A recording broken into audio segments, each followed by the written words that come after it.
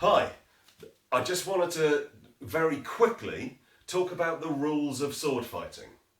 I've not mentioned these up to press, and they're very important. Basically, there are only two rules when it comes to sword fighting.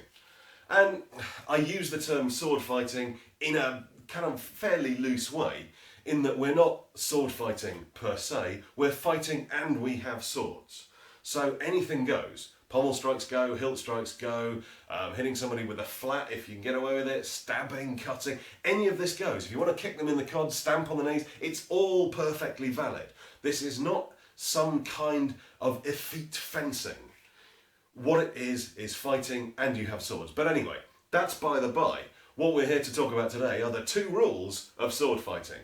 The first rule, and by its very nature the most important rule, is rule number one. Don't get hit. And it's as simple as that. Your first priority at all times when fighting with weapons is not to get hit. Now, in pugilism, in bare knuckle boxing, it's okay occasionally to take a strike. You don't want to if you can get away with it, but it's inevitable that you're going to get hit to a degree, and you can use the attacking motion of your opponent in order to set up more effective strikes. However, with swords, you can't rely on the fact that certain bits of you can be hit safely. They can't. So you have to always work on the premise that you're not going to get hit. And that's rule one, don't get hit. Rule two, as you may expect, is hit the other person.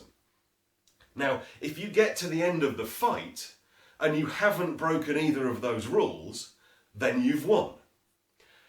If you get to the end of the fight and you have broken one of those rules, then either you've lost or it isn't actually the end of the fight.